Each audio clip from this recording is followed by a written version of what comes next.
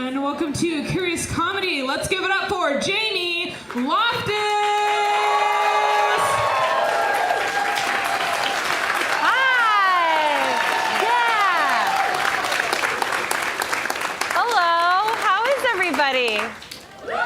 Awesome. Can everyone hear me okay? Okay. Okay. I can see everybody and it's scaring me. Is there a way to not see everybody? Thank you. Sorry, it's not personal. I just don't want to look at you. Thank you so much for coming. You left your house. Give it up for yourself. I'm really pumped to be here. I've been on tour talking about hot dogs for like almost a month now, which is great. It's my favorite thing in the world, and this is my last show tonight. I'm so excited to end here. I love Portland so much. It's a great city, and more importantly, it's a great hot dog city, and that is the most important thing to me. Shout out Kim Jong Grillin'. Yeah, truly. Yeah, we got a light applause for you.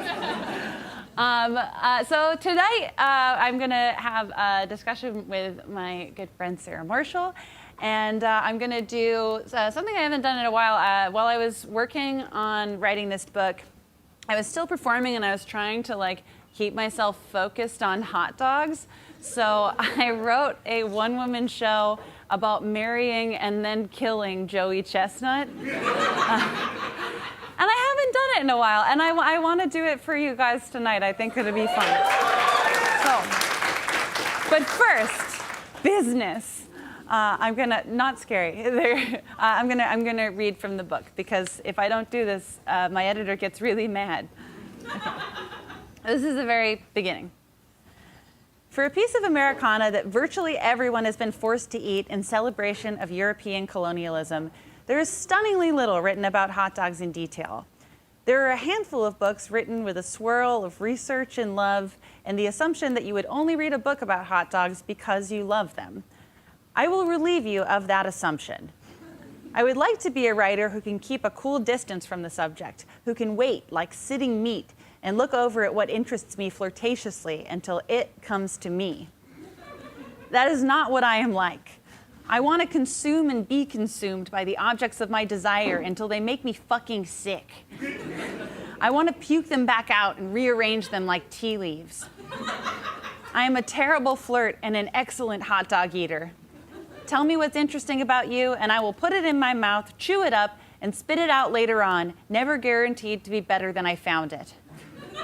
So think about how you feel about hot dogs right now, and let me know how you feel at the end of this show, especially because I will have simulated sex with a doll of Joey Chestnut a couple times.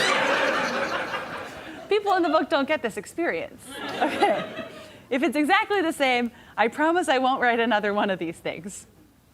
My book is about hot dogs because, like anyone, if you ask me a single follow-up question on the topic, I feel strongly about them. I grew up eating hot dogs boiled when my dad was left home alone with us, came of age with hot dogs sitting in a wet cardboard container at the bottom of my free with purchase tote bag just in case.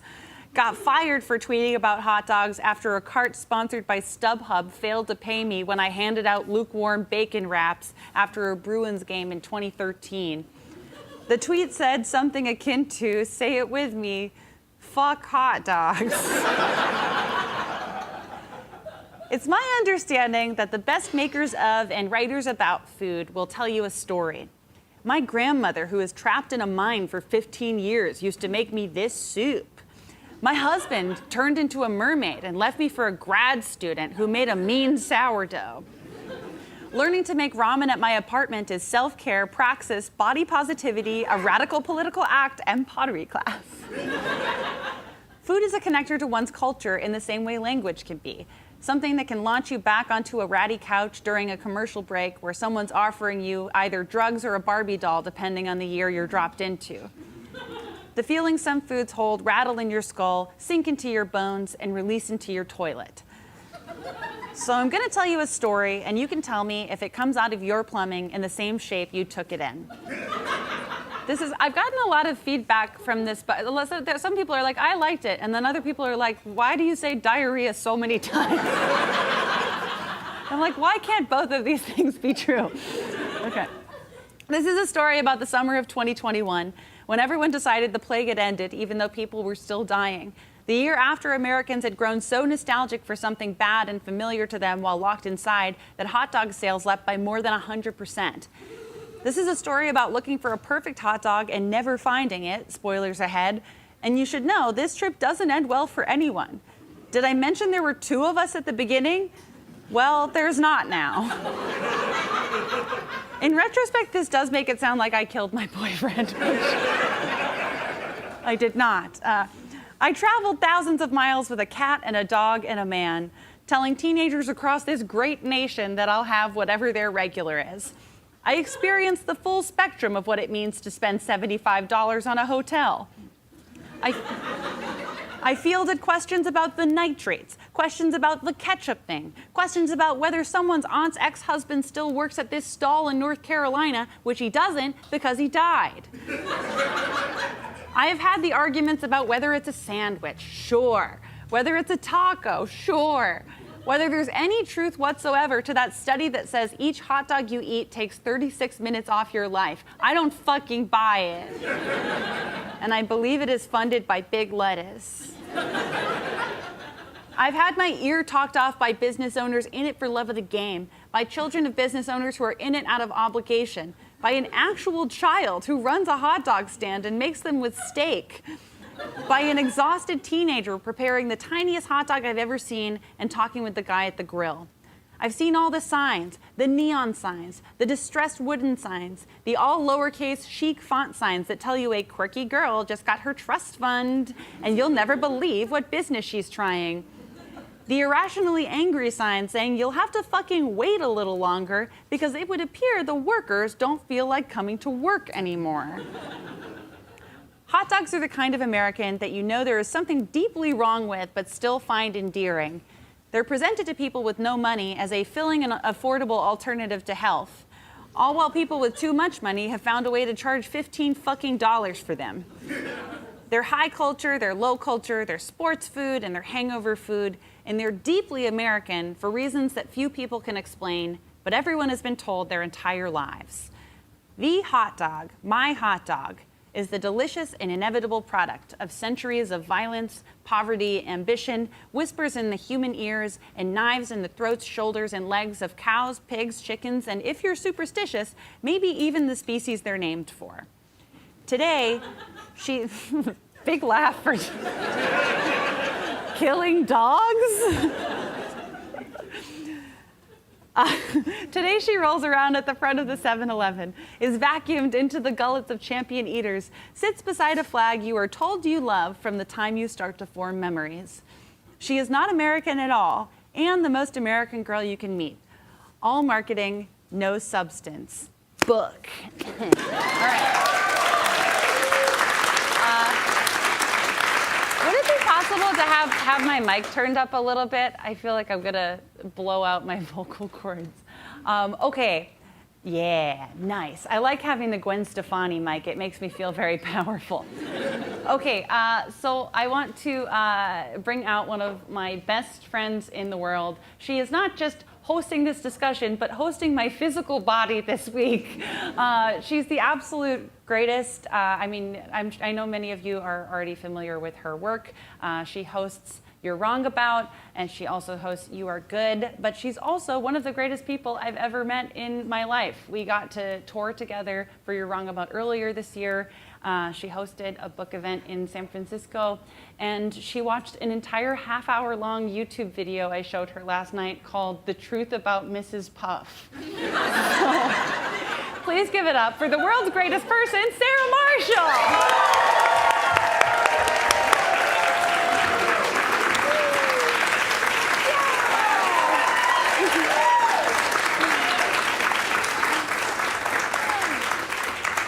Hello? Yeah? Yeah. Oh, amazing. I love that Mrs. Puff video. You guys don't even know. What did you learn about Mrs. Puff that you didn't know already? It's funny because, like, the argument, is this good volume-wise? Yeah. Louder? Yeah, I think a little Higher? Louder? Higher. Yeah, can we pitch Sarah up? So she sounds like Minnie Mouse the whole time? Ideally. It could be fun. How are we now? No? We're figuring this out Let's together. crank her up. Yeah. Okay. Shit. Yeah, I want to sound like that the whole time. Yeah, we did ask for pitching higher. Hi, Okay. Sarah. Hi. Thank you for doing this. This feels pretty good. Yeah. Nice. Oh. Look, we all love difficult to listen to music, so this is like that. I'm so happy to be here. Thank you for doing it. I'm just going to take this so it's not banging against my heart of the ocean. Yeah. Which I felt it was very important to wear. Yeah. And I am also wearing my Latanya. And Jamie, you're starting me off by making me want to cry, but I'm just going to like counter-serve and say that you are also one of the most wonderful, special people that I know, and one of the reasons I always knew that is because you're a big Tanya Harding partisan. It's true. Yeah, I saw I, Tanya in theaters 13 times, which was sad of me to do, to be clear. But I love, yeah, I'm very pro Tanya. I had a phase my freshman year of college where I watched The Usual Suspects every single day. And I think that's like much more depressing. Not that it's a contest. At very least, it's a different flavor of depression. It is. There's so many. When I really am like over it, I just want to watch men kill each other. Yeah. But that's not even what this book is about. No. Well, not really. So we're going to talk a little bit about your book. I have some quotes written down of yours that I love, that I want to be sure to read. And normally, I mean, we've been... Oh, Yeah? sorry. We're getting some feedback from the... Wait, what did someone say?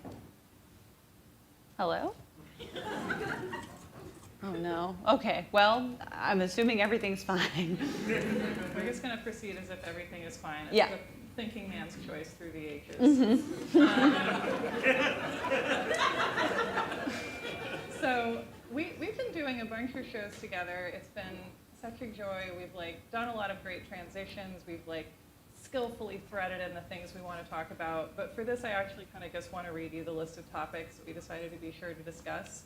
So we have Wienermobile, meatpacking and slaughterhouse unions, hot dog dads, and Joey. And I guess I kind of want to go through those topics, and maybe I'll throw in quotes of yours that I love as we go. So here's a quote that I laugh every time I read, which is, "A bun is a hammock, and a hot dog and a corn dog casing is a crypt." Do you see what I mean? I think I'm right about that. I think you are too. It's just like, this is kind of the whole joy of it, is that you're like, that is true now that I'm hearing it, but I never would have thought of it. But it's like, I'm going to think of it every time I eat a corn dog from now on. Yeah, you should think that. I feel like the corn dog really does remind you that something died. Because it's just really like up in there. And yeah, Sarah, do you want a handheld mic? Because I'm getting a message that you have that option. Would you like one? I'll take one. I don't know where it is. It's backstage next to the doll. Next. Now you told them I have a doll. What doll? It's closer to the curtain. Oh yeah, see right? No, I don't Just see look it. up. Look right in front of you and up. Oh. Yeah. Okay, shut your mic pack off or this is going to be a disaster. No, it's muted. Oh, great. Okay, we're doing great. Okay. How about now? Is that good? All right. There's no doll. There's no doll. You never heard anything about a doll. You never had an uncle. So I wanted to go through our topics because these are all very important. Yes. Number one, Wienermobile. Yes. The Wienermobile is something that has an entire chapter. I have an entire chapter on it later in the book. There's a history of the Wienermobile, which is pretty interesting. And then there's the Wienermobile drivers that I followed around for a month, and that was very interesting to me. I do feel like every time I talk about this, people are kind of like start to panic because they wonder if I got consent, which I obviously did. But that was not in my even top 10 list of first questions, which I guess means I'm a bad person. So. Did they think that you were like following the Wienermobile without their consent to be followed? They thought I was illegally stalking the Wienermobile. Come on. Would have been funny if I had. You were busy stalking other people. You can't stalk the Wienermobile. Exactly. There's a short list. So I followed around a Wienermobile for a while.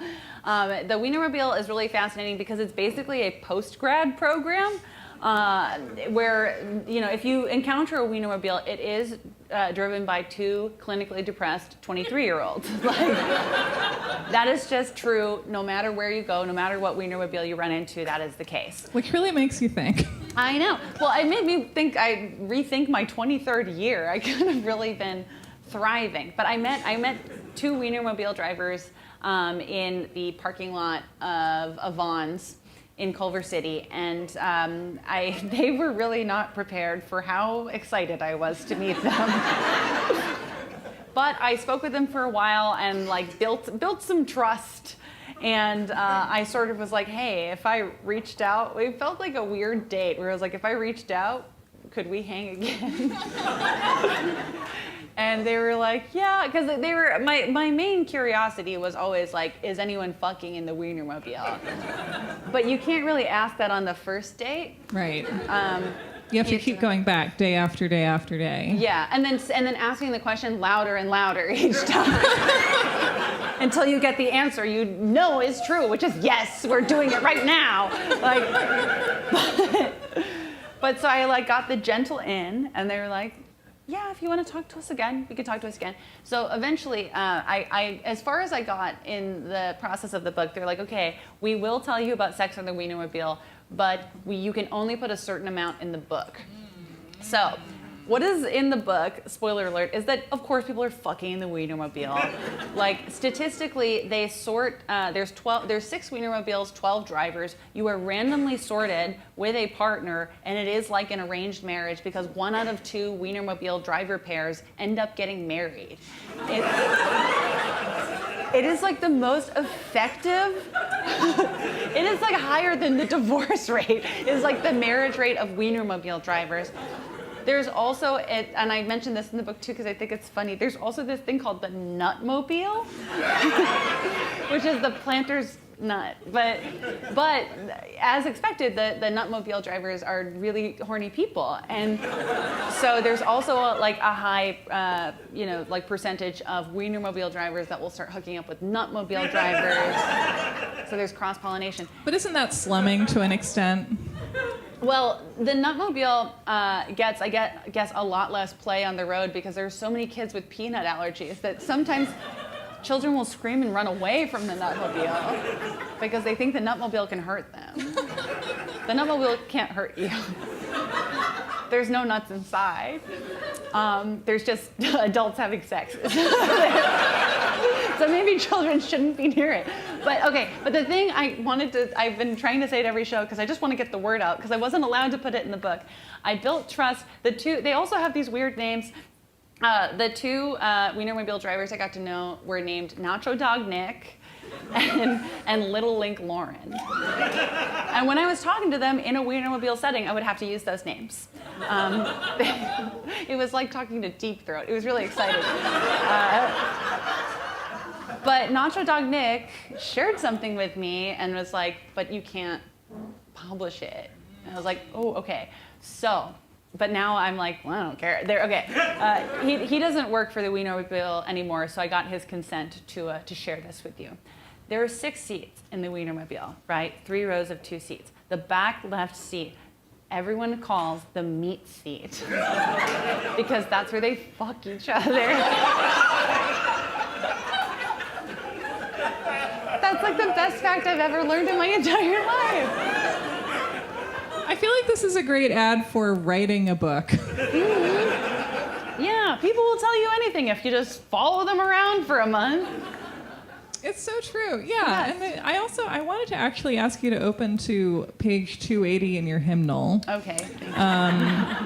Because I love this scene where you're talking about one of the items of dispute on the Wienermobile. And I'm going to ask you to start at the passage that reads, Lauren and Nick have similar taste. Oh, okay. And then end with the end of the fourth paragraph, Oh, God. Okay. which ends with the word subject. Okay. Lauren and Nick have similar taste in top 40 music and say that most days there's barely any distinguishing between their individual playlists. And then there's the Zac Brown band issue. Lauren is gorgeously passive-aggressive on this matter, something Nick is less skilled at hiding. He loves the Zac Brown band, a group I refuse to learn a single thing about, but who he describes as having a very different vibe from a different terrible band he loves called the 1975. I was really ahead of the curve on that one. Okay. He fixes his eyes on Lauren and says, "But we love them both." Lauren refuses to meet his gaze, looking down at the barrel of my skull. I no longer like the Zac Brown band, she says simply, prompting a silence so long that I decide to see if the three of us will just die here. Finally, Nick sucks parking lot air through his teeth and changes the subject. I love that. I don't know. I feel like one of the things I love about this book, and maybe like the thing I love most about it, is that it's like, you are such a fun person to just like see the world with and through. Like, I love the way, it's like the things you notice, the things you talk about, the way you describe stuff. It's like, it's just very joyful. And I feel like this book is the experience of getting to go on this gross, wonderful road trip with you. Yeah, I feel very lucky that I got to write it, and that I got to write it like specifically when I did, which I didn't realize was a gift at the time, sort of, because the time that I was traveling was a really interesting and like difficult time in meat packing, and in hot dog production, and in labor, and in me being mentally unwell. So In the summer of 2021? yeah, Wow. yeah. It turns out it was like a lot of people were not doing great. Really? Yeah. Well, I think not me. Like, well, it's like best case scenario. When I was traveling around, it was like people were still, I don't know, like it felt like where I like, and everyone who was going to get vaccinated had been vaccinated at that point, and I was still like, well, surely there will be more, and that just didn't go that way. But at the, it was like, oh, this is like when we're starting to interact with other people again, and it just felt like robots talking to robots. And there would be times where I was like, I can't make eye contact or I'll fucking pass out. Yeah. And it was my whole job to make eye contact every day. This is one of the great things about Portland, is that it's a city where nobody wants to make eye contact. And I can say that because I'm from here. Oh, here's another quote. I was like, I'm going to read this tonight because Portlanders will love this. This is not about Portland. This is about your hometown, Brockton, Massachusetts. But I feel like this will resonate with more Portlanders than just me. There's something about a city desperate for you to love it, an insecure teenager who doesn't quite see the reason they make people nervous. I guess that does have Portland energy to it, doesn't it? So, I mean, what I love about Portland is that, like, we always have, and I think always will have, like, a huge inferiority complex. Yeah. And it makes us do the darndest things, and I love that. That was something when we were touring together this spring. It was like so fun to notice from city to city, like, because we're always, we'd always do like a section that was like pandering to the city we're in, and we're like, Philadelphia, you sure have those stairs from that movie. And then in certain cities, people would be like, yes, the stairs. And then in cities like Portland and Toronto, they'd be like, no, don't look at us. I was being nice. no, not us. We actually have a lot of problems. Exactly. We're like, it's a comedy show. Like, And in Montreal, you're like, here's a picture of Celine Dion, and like, and everyone's just like, it turns into Madison Square Garden. It's scary. But I love that about Portland. Tonight I encourage you to just release that. Like, this is like such a cool city, and I love when someone loves their city without asterisks, because the asterisks are always there. But you're like, well, we're here, yeah. Let's have fun. Well, living in Portland as someone who grew up here is very special, because like people are always like, where are you from? And I'm like, I'm from here. And they're like, oh. And they weren't expecting that. And it's also funny because then when you grow up here, you have nowhere to go as an insufferable 20-something. Yeah, you were born the place where that happens. So you just stick around and you greet people. And you mentioned that 2021 was a meaningful time, in many ways a horrible time for labor rights in the meatpacking industry and in slaughterhouses. And one of the other things I think is great about this book is that, like, I think there are relatively few people here, and I'm not including myself in this, who would intentionally go in to read a book set in 2021, summer. Trump is crushing organized labor and also everyone's right to remain alive. Let's talk about it. Joe Biden is actually crushing everyone's right to remain alive. Oh, yeah. But he's still doing it. Look, who is president is not my business, okay?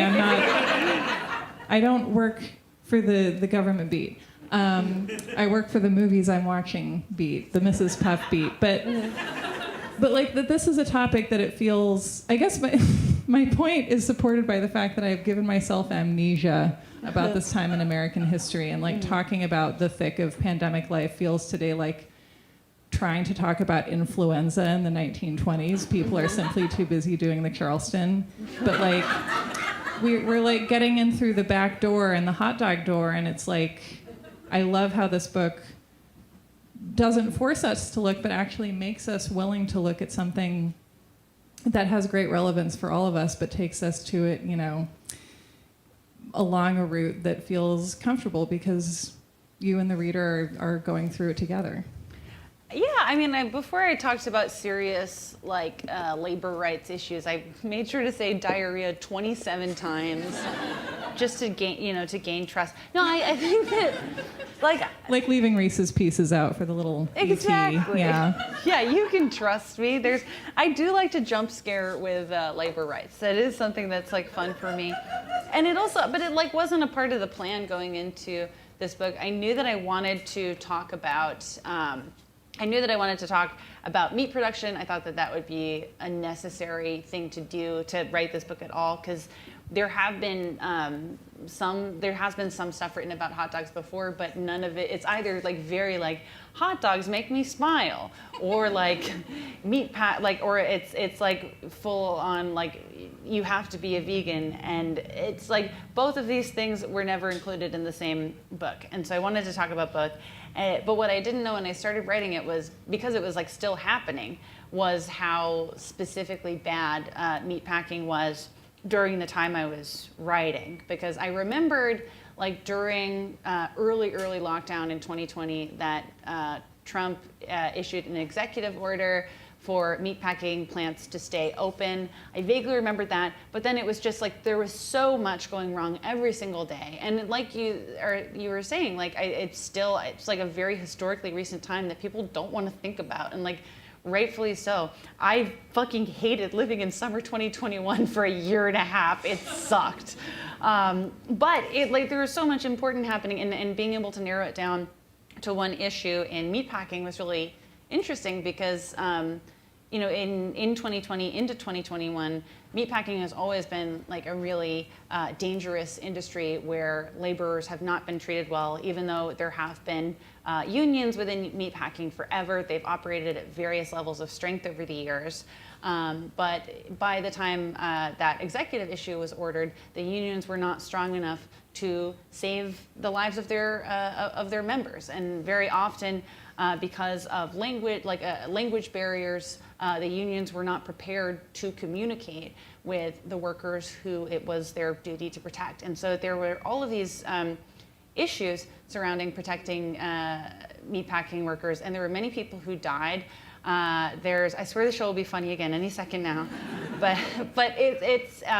and then by the time I was writing, starting in the back half of 2021, there was reporting in ProPublica that essentially revealed, maybe not super surprisingly, but that the CEOs of Tyson and Smithfield had drafted, the first draft of that executive order for Trump. Like, it was very, very by design that they were unwilling to protect their own workers, and that there just wasn't really the labor infrastructure to protect people and to save lives. And that, doesn't even begin to get into how animals are treated. And so that was something that I knew I wanted to touch on, but I sort of naively assumed had gotten better over the years, but it really has. I mean, it's gotten worse. And there's now these laws called ag laws that are essentially, there's more legislation developed that is designed to make it impossible for workers and journalists to report on what goes on in meatpacking factories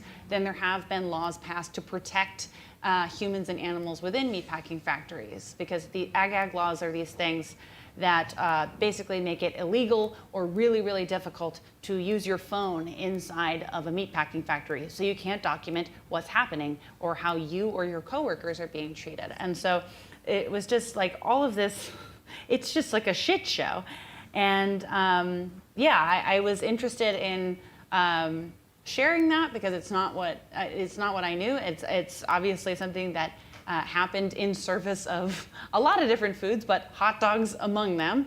And then on this tour, I've gotten to talk to a lot of, or at least two. By a lot, I mean two, meatpacking unionizers who were talking about what an important and kind of difficult time that was, because it both sort of exposed what was missing in their unions and also why it was so important to have one in the first place. And I really love talking about meatpacking unions, even though it makes people sad. The best, yeah. And this book is dedicated. Actually, let's talk about the dedication. I love this. Okay, because you dedicate it for the workers who walked and the workers who stayed, which I love. You dedicated your book to all the workers. Yeah. And then I don't know if I'm going to say his name right. I don't know if I've heard you say it, but you also dedicate it to a guy named Al Franny I met at a hot dog eating contest. Yeah, there's this guy I met named Al Franny who was 90 years old, but he didn't seem 90 years old. He seemed like 65.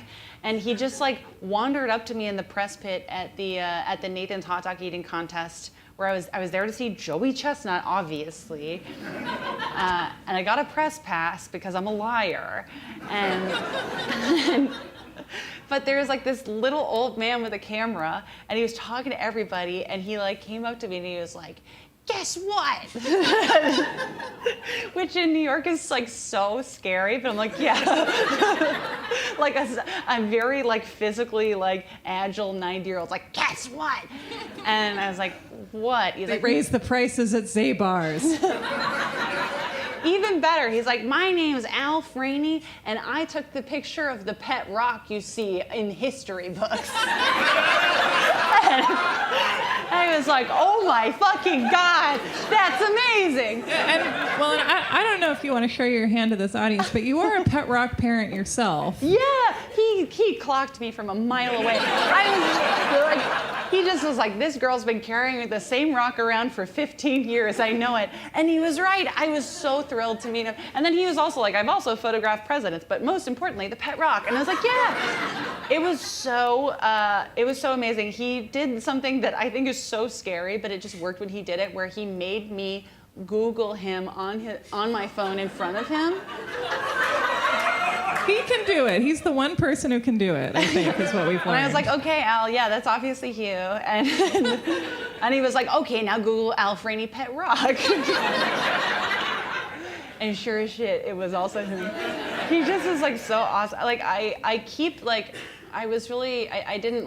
wanted to invite him to my New York show, but I was like, he's 92 years old. This shouldn't force him out. But he was just so wonderful, and he gave me this great advice about about work. He had this amazing philosophy about work and about just like showing up and being enthusiastic, even days that don't feel great personally, to just like, I don't know.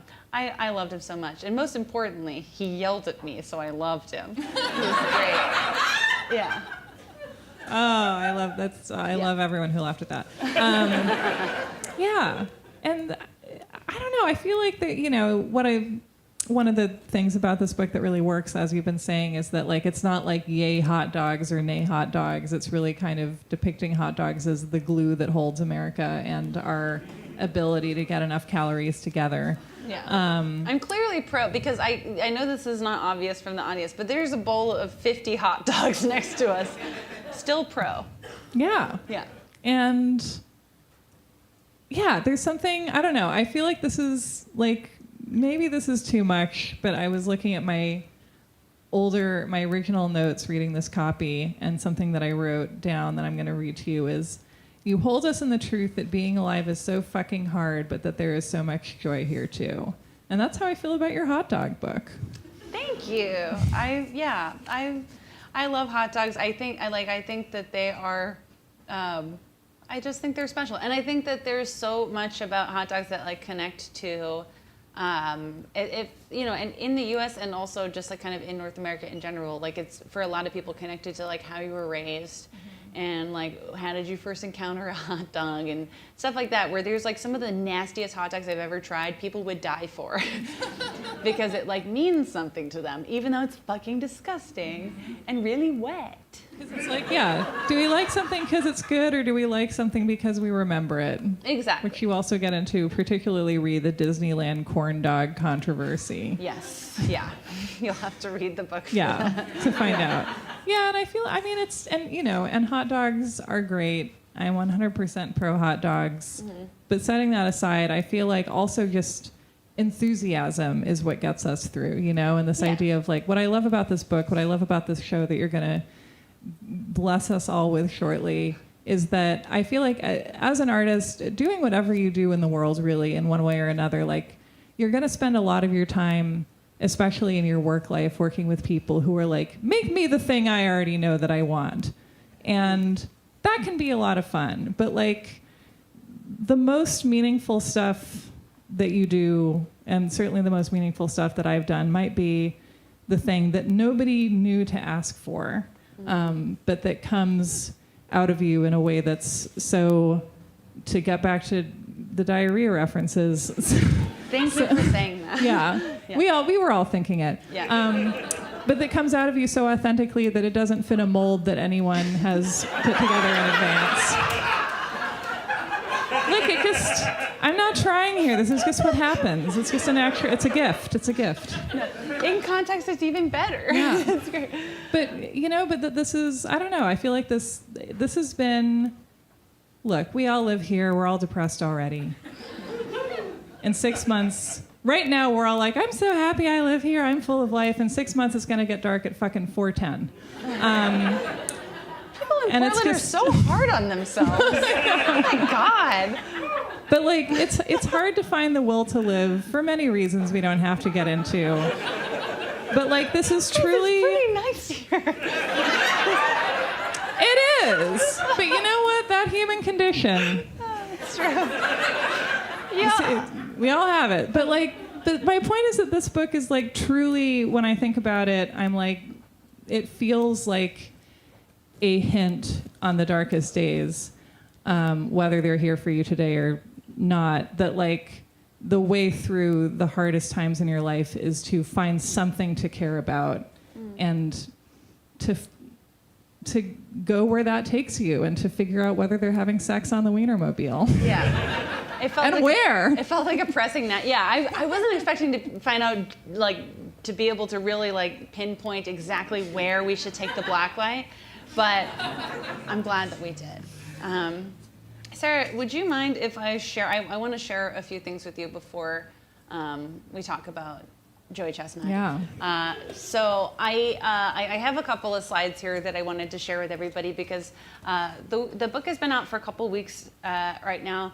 It's been really exciting, and there have been, like a lot of positive reaction, which is great. And then there's been criticism, which I want to be open to. So I wanted to be like totally transparent and share some criticism I've been receiving.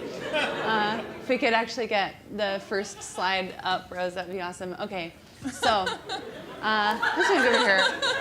So you can see here, just so you know, I got this at 8 a.m. the day the book came out. Impossible to have been read by that point. So what's your name? Jamie Loft 2. What's your email? jamieisAcunt@cunts.com. What's the subject? Hot dogs. And then the entire body is, you are the moron of contemporary society. So maybe a little harsh, but... First of all, Zach Braff is the moron of contemporary society.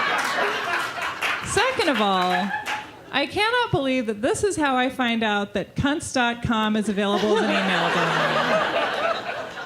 But there's other people who like put in more effort.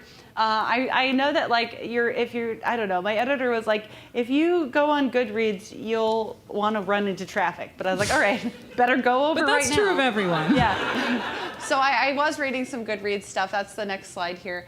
Okay, so this is from a woman named Cheryl, whose profile picture is flowers because she's a fucking coward.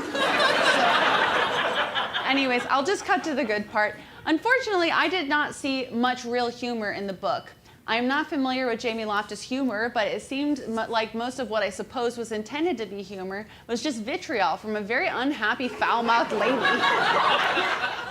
The author also brought a lot of sexual innuendo into the book pretty coarsely, while mostly sleeping alone, although traveling with her partner. I do have a my quote. ass on that one. That was true. I do have a quote to support that, actually. Oh, no, don't. Why are we supporting Cheryl? I think that Cheryl is a coward.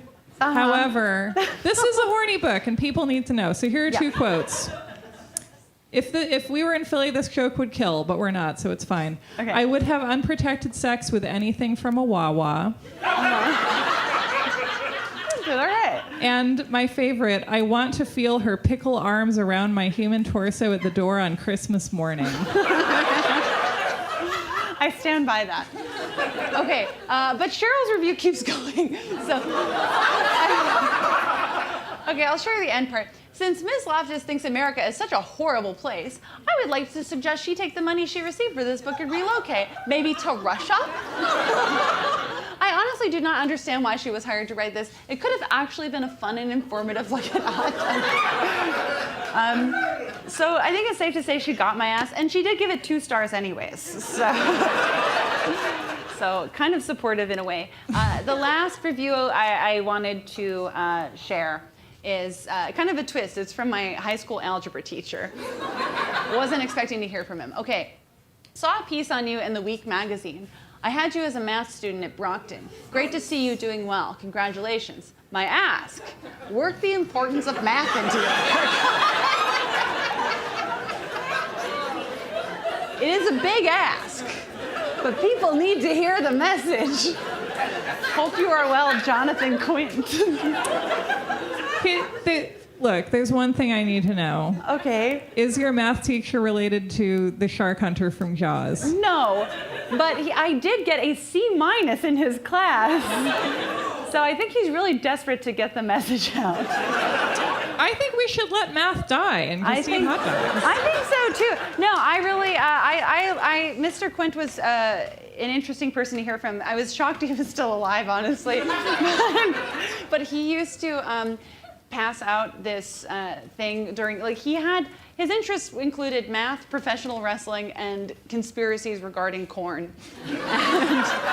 And so he would pass out, he would photocopy them. I can't imagine they were like, the school wanted him to, but once every semester or term, he would pass out something where he's like, all right, today we're gonna talk about something that's really important to me. It's called cornspiracy.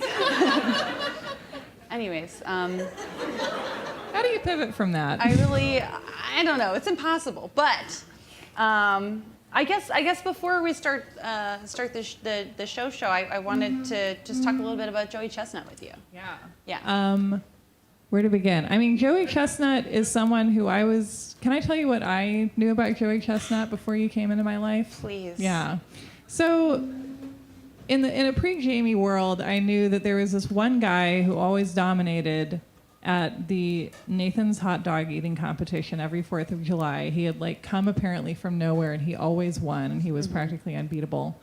And he was just this random guy who looks like he works at a Meineke's. And that's Joey.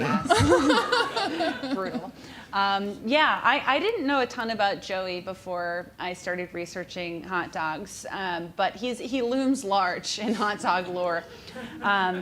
I talk about it a bit in the show as well, because we have kind of a complicated history, Joey and I.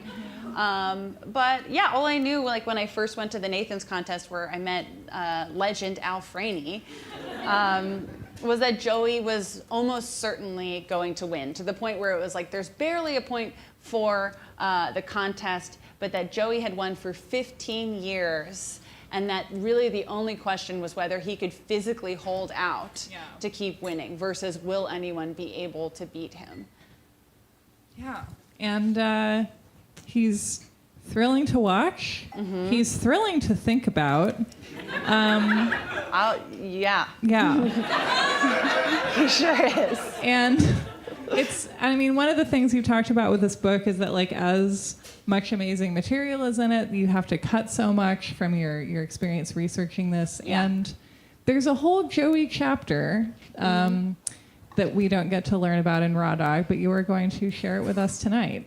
Yeah, so what this show is about is something that didn't make it into the book, and it was that between the 4th of July in 2021 and the 4th of July the 5th of July in 2022, I actually married Joey Chestnut. I married him and I killed him. And I think people will find that you did nothing wrong. I think that people will find, I'm going to sort of plead my case for the next hour. And, you can let me know how you feel at the end, but I'm pretty sure we can all agree that I did not kill Joey Chestnut and that I am innocent. And, I really hope to prove my case. Sarah, thank you for this opportunity. You're welcome. And thank you to everyone for being a fair and impartial jury. Yeah. It's your job here tonight. You have a job to do. Mm-hmm. Take it seriously. Mm-hmm.